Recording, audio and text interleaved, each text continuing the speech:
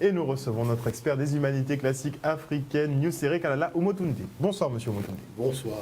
Donc, la semaine dernière, nous avions commencé à entamer un gros bloc, donc la spiritualité africaine. Sur la notion de Dieu exact. En Afrique, parce que c'était important de remettre un certain nombre de points sur les i, parce qu'il y a des niveaux de falsification de l'histoire qu'on ne peut pas quand même tolérer et accepter. Parce qu'il y a eu des fouilles archéologiques, beaucoup d'écritures anciennes ont été tout simplement déchiffrées, on arrive à les comprendre aujourd'hui.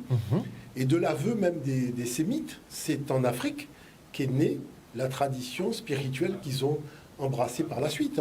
Ceci même avant le christianisme, on a déjà des souverains de Phénicie qui disent que c'est d'Égypte qu'est venue la sagesse qui a irrigué, je dirais, tout le bassin du Proche-Orient.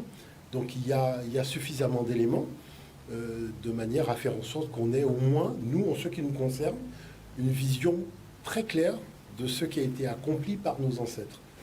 C'est vrai que qui dit colonisation dit mensonge, mais à un moment, il faut faire l'effort de comprendre que la réalité est ailleurs, la vérité est ailleurs, et qu'il faut arrêter de colporter des contre-vérités. Alors, qu'est-ce que vous pensez justement, petit aparté, on en parlait hors plateau, qu'est-ce que vous pensez de ces personnes afrodescendantes qui ont du mal en fait à recevoir ce type d'informations, à savoir que leurs ancêtres ont bâti l'une des plus grandes civilisations de ce monde et que l'histoire a été falsifiée depuis 2000 ans et qu'ils n'arrivent pas à l'accepter?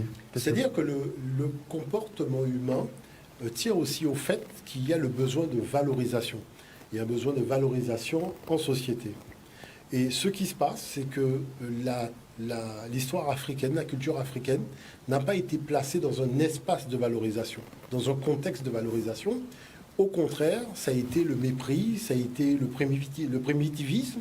Et donc, du coup, la chose, c'est que c'est une technique psychologique pour vous éloigner de ce qui ne correspond pas au système de valorisation du cercle dans lequel vous évoluez ou dans lequel vous voulez rentrer. Donc c'est pour cette raison, par exemple, il y a les changements de nom, il y a des changements de comportement, il y a toute une série de choses. On a un mépris, par exemple, pour ceux qui veulent changer de nom, avoir des... Oui, mais c'est-à-dire que c'est aussi lié à une incompréhension. Parce que vous savez, en fait, tout état part d'un niveau de compréhension d'une situation. À partir du moment où vous avez des contextes, vous savez, moi je vais vous dire une chose, j'ai vu des gens ne pas s'identifier en tant que noirs. Et ils ont été habités dans des régions. Le lendemain, c'était marqué sur leur maison, « Noir, nous ne voulons pas de vous chez nous ». Alors que ces gens-là, quand ils ont fait l'interview dans Le Monde ou dans l'Express, ils vous diront qu'ils n'avaient jamais remarqué vraiment qu'ils étaient noirs. Juste avant qu'on leur mette même des nègres, voilà, des étiquettes comme ça. Donc, qui fait que, vous savez, il y a toujours un moment où on prend conscience de la réalité. Et ça, c'est très important. Je n'oublierai pas certains cadres de grandes sociétés qui évoluaient, je dirais, tranquillement.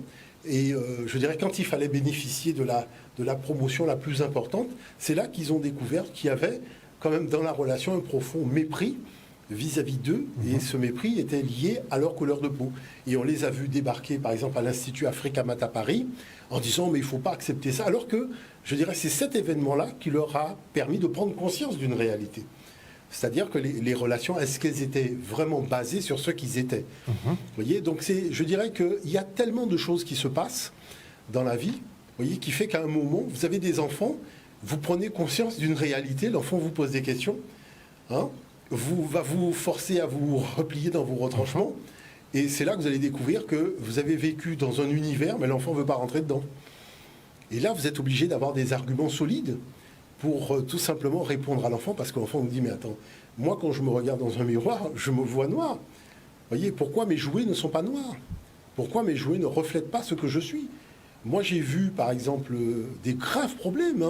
Je me rappelle, il y a un établissement scolaire où il y avait une dame qui avait élevé son enfant comme si elle était totalement blanche, avec des jouets blancs, un univers de blanc. Et dans l'année, il y a un petit enfant haïtien qui est arrivé. Et les enseignants se sont dit, ben tiens, comme il y a une place à côté de sa fille, eh ben on va installer le petit garçon haïtien à côté de sa fille. Et la fille, elle a fait un scandale. Mais ce qui a marqué la direction de l'établissement, c'est les propos que tenait l'enfant. Donc la maman a été convoquée. Et on a demandé à la maman, mais comment ça se fait que votre fille, elle est noire et elle tient des propos racistes comme ça sur un petit enfant noir qui vient d'arriver dans l'établissement? Et vraiment, on a été très surpris de voir que le fait d'avoir placé cet enfant-là à côté du vote de votre fille, ça a été tout de suite la guerre atomique, quoi. Et la maman s'est rendue compte qu'elle avait poussé le bouchon trop loin. Voyez, et donc à force de vouloir s'intégrer, finalement... On finit par se désintégrer. La réalité, c'est ça. Et vous savez, depuis l'époque de Martin Luther King, c'est pour ça que beaucoup de Noirs n'ont pas suivi le mouvement jusqu'au bout. Parce qu'ils ont dit trop d'intégration mène à une désintégration. Parce que l'homme a quand même besoin de racines, il a besoin de repères. Il a besoin de donner une signification qui lui est propre aux choses. Les conditions du vivre ensemble, c'est pas gommer la nature de l'autre, c'est apprendre à vivre ensemble comme la nature le fait. Vous savez, dans la nature, quand vous voyez des arbres qui se ressemblent, vous dites qu'il y a un champ. Donc, c'est-à-dire il y a une action humaine, il y a quelqu'un qui a planté ça. Parce que la nature, elle rassemble tout le monde. Quand vous êtes dans la forêt, il y a toutes sortes de plantes. Donc, c'est là où, je dirais, cet esprit naturel des choses est tout simplement mis en porte-à-faux lorsqu'on arrive dans l'univers de la pensée matérialiste. Avec la cupidité, avec l'échelonnement des richesses, avec tout ça. C'est là que ça apparaît. Dans les civilisations où tout était partagé, il n'y avait pas ça. Vous voyez ? Donc le modèle était le modèle, tout simplement, de la création. Et à partir de là, on créait la civilisation. Et ça, il faut arriver à le comprendre. Mais je dirais, c'est pas parce que certaines civilisations ont ce genre de tare-là qu'on doit les adopter. Parce que le but du jeu, c'est de faire évoluer la civilisation, de faire évoluer l'humanité. Et là, on n'y est pas encore. On parle de progrès technologique, mais regardez où on en est dans l'humanité.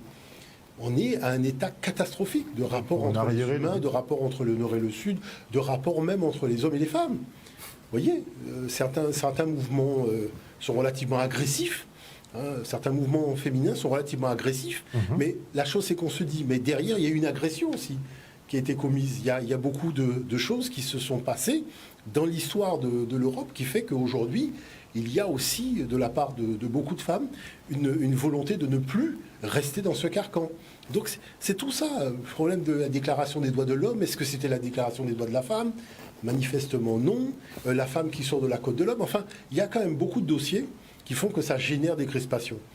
Et dans le rapport entre le Nord et le Sud, c'est exactement la même chose. C'est-à-dire qu'il y a des choses qui ont été échafaudées et répétées pour finalement devenir des espèces de vérités qui ne sont que des contre-vérités, mais qui faussent le rapport entre les hommes, puisque l'homme est monogénétique, son ADN est africain, voyez, et chaque fois que les individus remontent le temps, ils tombent sur un ancêtre africain, mais que vous soyez chinois, que vous soyez indien. Mais est-ce qu'on est, certains se demandent si nous sommes objectifs, par exemple, en revendiquant, par exemple, que l'Afrique a tout inventé. Peut-on revendiquer ça? Nous, en fait, on ne se place pas sur ce terrain-là.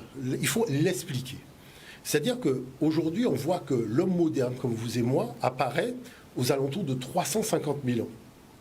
Et je peux vous dire que la dernière étude d'ADN, qui concerne les Occidentaux d'aujourd'hui, elle vous dit que les Occidentaux d'aujourd'hui sont arrivés à l'âge du bronze, c'est-à-dire aux alentours de 2000, moins 2500, moins 3000. Donc quand vous avez une humanité qui a 350 000 ans d'antériorité, avec un cerveau comme les cerveaux d'aujourd'hui, il faut comprendre ça, et qui va inventer les mathématiques, la métrologie, les systèmes de mesure, qui va inventer l'écriture, qui va pouvoir tout simplement fixer sur des supports les expériences menées dans tous les domaines et transmettre ces expériences-là par le biais d'un système scolaire, forcément à un moment, vous avez pris de l'avance sur tout le monde. Bon, ce qui est marquant par contre, c'est la précocité. Quand on parle de la technologie, nous sommes en 160 000 à Pinnacle Point, en Afrique du Sud. Invention de la technologie. C'est ça qui, par contre, je dirais, nous rend complètement admiratifs. Quand on parle de l'écriture, c'est pratiquement 200 000. Et c'est les travaux de Madame Petzinger, la Canadienne. Donc, qui fait qu'on a, je dirais, une précocité qui est extraordinaire. Et c'est là que, par exemple, si vous prenez la tradition osirienne, vous la retrouvez il y a 200 000 ans. C'est-à-dire que ceux qui fondent les savoirs de ce qu'on appelle la tradition de Kemet, l'Égypte ancienne, ce sont des savoirs qui sont nés des centaines de milliers d'années auparavant. C'est pour ça que les Égyptiens eux-mêmes, attention, les Égyptiens ont dit qu'ils n'ont rien inventé. Donc les Égyptiens eux-mêmes disaient déjà qu'on n'a rien inventé, tout était déjà là. Mais lisez Emmanuel de Rouget, lui-même aussi le dit. C'est-à-dire qu'ils disent que nous avons su conserver et vitaliser les savoirs de nos ancêtres. Et nous avons fait que matérialiser l'existence de ces savoirs. D'accord. Parce que, vous savez, beaucoup de chercheurs français l'ont dit, c'est comme si vous commencez à construire Paris par la Tour Eiffel. Ça veut dire que forcément vous avez emmagasiné du savoir. Alors que vous voyez bien que la Tour Eiffel, c'est des éléments de construction tardifs. Donc, c'est ça qui s'est passé en Afrique. C'est la précocité qui montre qu'il y a eu vraiment une capacité de synthétiser, de cristalliser des connaissances dans des systèmes de transmission des savoirs. Et aussi, je pense qu'il y a eu des familles royales, puisqu'on voit beaucoup de choses centralisées dans les tombeaux royaux, qui ont été tout simplement bâties sur la notion de savoir et de connaissance. La particularité de l'Afrique, c'est une connaissance qui est arrimée à la mécanique quantique. C'est ce qui est très surprenant. C'est-à-dire qu'il faut comprendre qu'en Occident, la physique... La mécanique quantique, c'est l'infiniment petit. Voilà. Mais c'est-à-dire que les interactions des lois qui sous-tendent la mécanique quantique qui prennent à contre-pied les lois de la physique. C'est-à-dire jusqu'à présent, la physique classique était le modèle parfait de compréhension du fonctionnement de l'univers. Mais c'est l'observation visible, donc c'est pas complet. Voilà. Et on a découvert en fait qu'il y avait une supra-physique, qu'on appelle la mécanique quantique, qui prend à contre-pied toutes les lois de la physique, mais qui explique en fait la fondation. C'est comme s'il y a eu un placenta qui a inventé des forces et les lois, et ces lois qui sont sorties du ventre de ce placenta ont donné naissance à la physique. Donc c'est cela. Maintenant, comment l'Afrique est arrivée à concilier les deux ? Nous sommes admiratifs. C'est pour ça qu'on n'en parle pas. Il faut bien comprendre qu'on ne parle pas, non pas parce qu'il n'y a pas de matériaux. On n'en parle pas parce que c'est extraordinaire. On n'a jamais vu ça. Vous voyez, on n'a jamais vu ça. C'est-à-dire que vous avez une connaissance des planètes. Vous savez, quand on parle des planètes, tout ça, mais ça vient de l'Égypte. Beaucoup s'interrogent sur comment pouvait-il observer des étoiles qui sont à des millions de... Ptolémée dont on parle, mais c'était le directeur de la bibliothèque d'Alexandrie. Et on sait très bien que les Grecs ont traduit tous les papyrus astronomiques de l'Égypte ancienne dans leur langue et se sont accordés la paternité de découvertes qui n'étaient pas le fruit de leur investigation, de leur génie. Donc il faut comprendre ça. Je dirais qu'on n'est pas dans le fait de vouloir éblouir. On a juste envie de transmettre notre émerveillement devant des faits qui ne répondent plus à la loi de l'évolution, je dirais, de la modernité. C'est-à-dire que l'Afrique commence, quand vous prenez Blombos, vous avez la triangulation, mais c'est le plus compliqué de tous les pavages. Le pavage carré ou le pavage hexagonal, comme les abeilles, je dirais ça c'est simple, mais quand vous passez à la triangulation c'est le GPS. Quand vous prenez la notification des symboles mathématiques sous la forme de traits, c'est le début de l'histoire mathématique en Afrique. Mais ces traits, ça donne le code barre. C'est-à-dire que toutes ces choses-là sont utilisées aujourd'hui. C'est-à-dire quand on parle de l'écriture, le support souple d'écriture, mais c'est l'Afrique avec le papyrus. Vous voyez ? Donc c'est ça, c'est-à-dire que l'Afrique a inauguré une technologie qui est restée valable jusqu'à aujourd'hui. Et ça, je dirais, on le reconnaît derrière la caméra, mais pas devant. Jamais. Voilà, c'est ça la réalité. Alors, précurseur également sur la spiritualité, donc, toutes ces notions. Oui, parce que la chose, c'est que l'Afrique, elle est logique dans sa spiritualité. Et l'Europe, elle triche.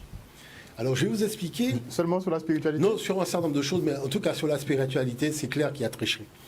Vous savez pourquoi nous sommes passés du mot tradition au mot religion ? D'ailleurs, on va écouter le doyen tout à l'heure là-dessus.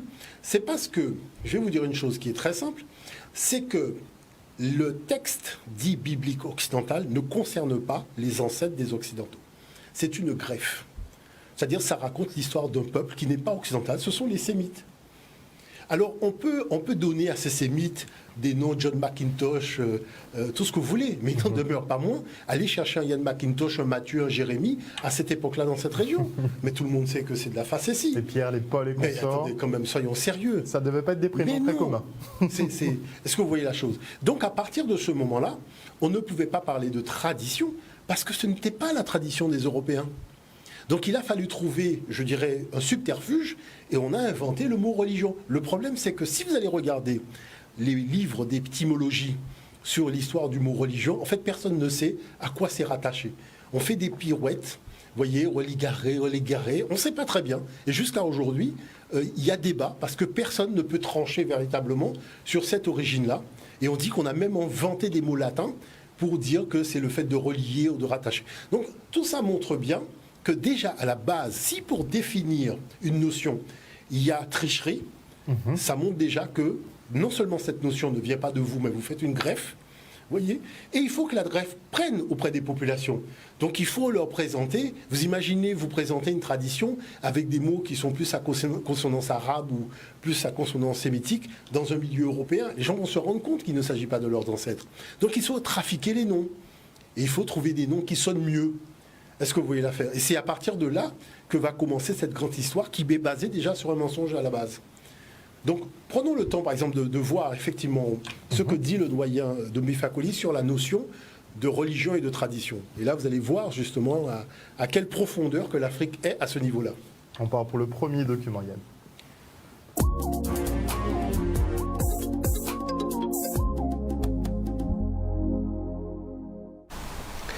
Concernant la religion, il faut savoir que le mot religion n'existe dans aucune langue kamite. Le mot religion est un mot récent d'origine latine. Les latins sont un peuple récent. Ça veut dire qu'avant que ce mot ne soit inventé, tout ce que ce mot prétend contenir comme enseignement a déjà existé. Ce mot est un mot usurpateur qui essaie de s'approprier l'enseignement de la tradition auquel elle s'applique. La religion n'existe pas, seule la tradition est vérité. Seule la tradition.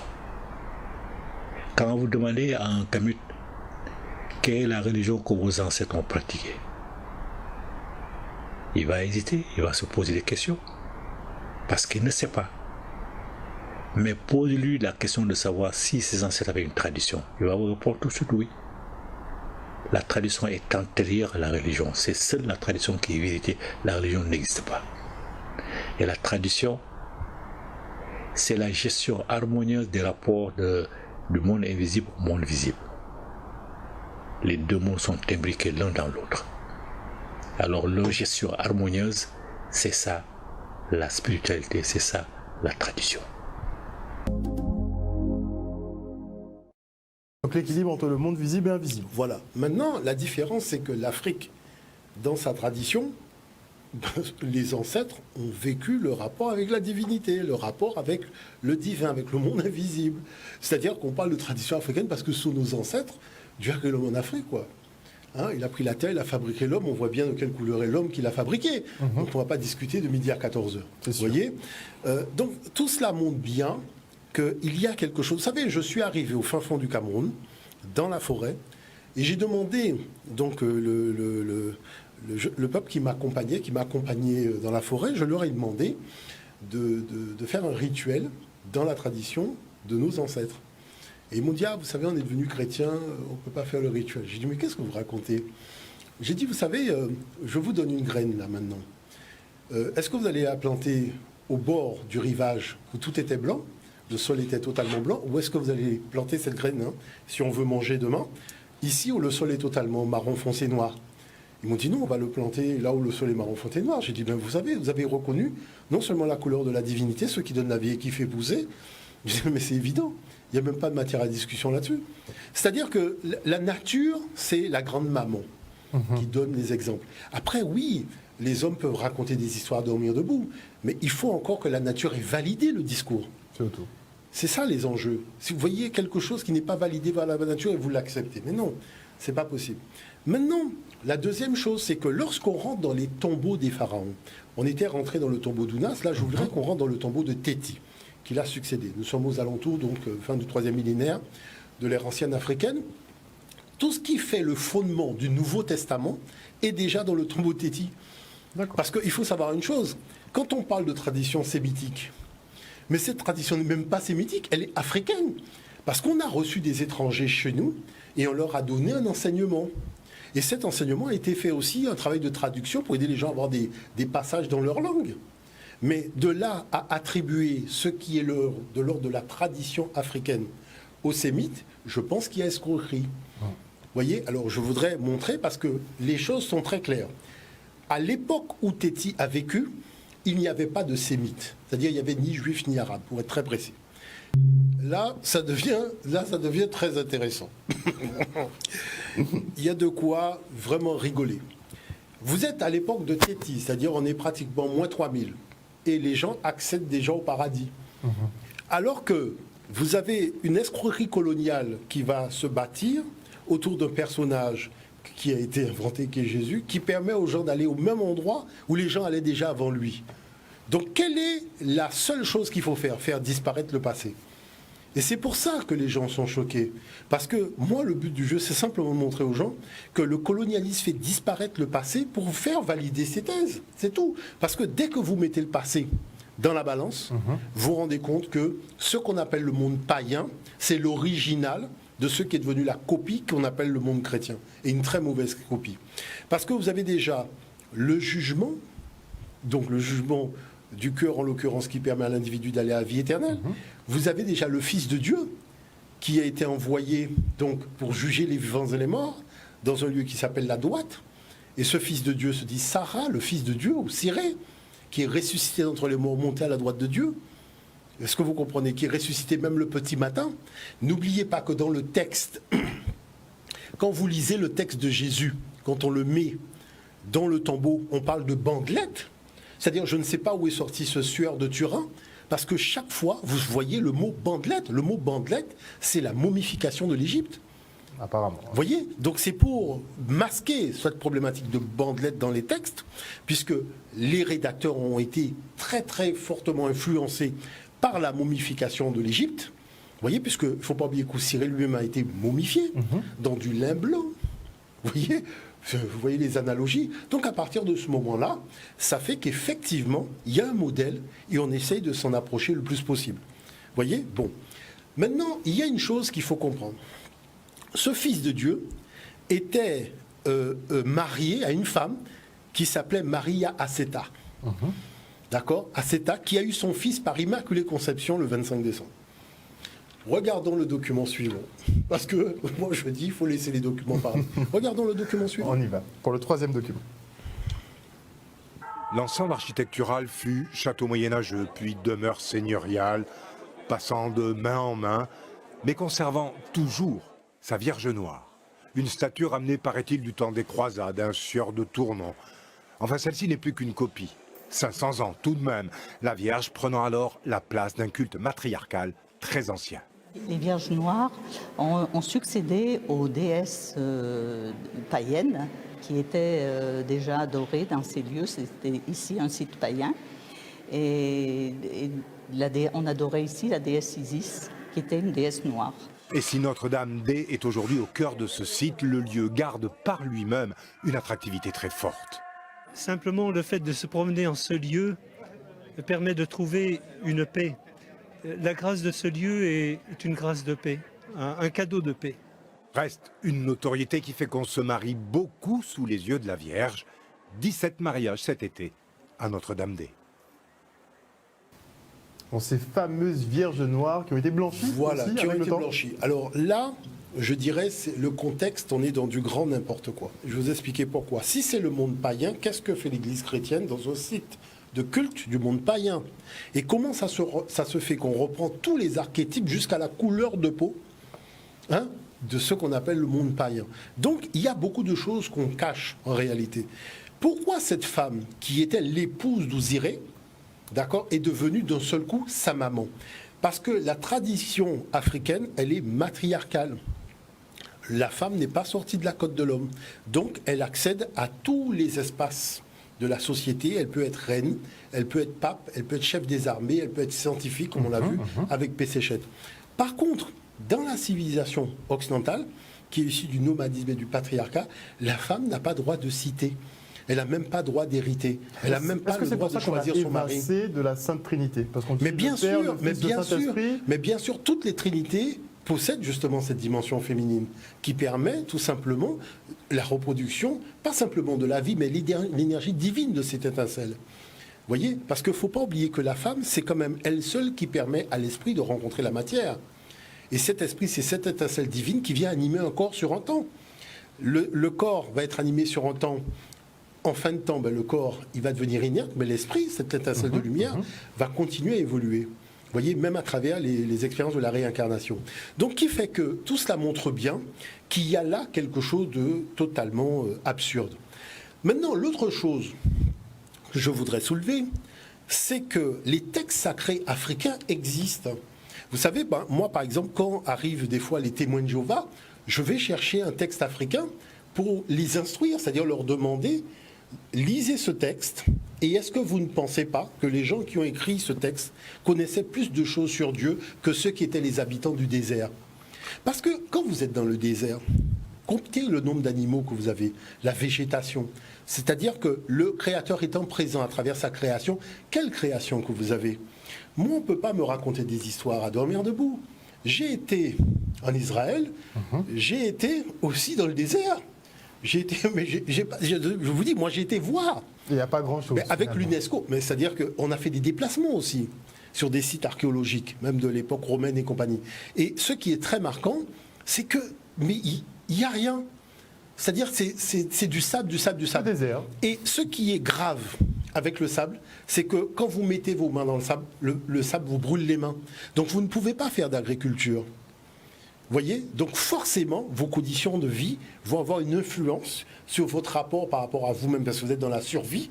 Hein, c'est la guerre de la survie, et vos rapports seront des rapports guerriers avec les autres. Vous voyez? Tandis que là, qu'est-ce qu'on découvre? L'importance de l'explication de l'apparition des classes d'êtres, les végétaux, les minéraux, les animaux, c'est important dans le texte sacré.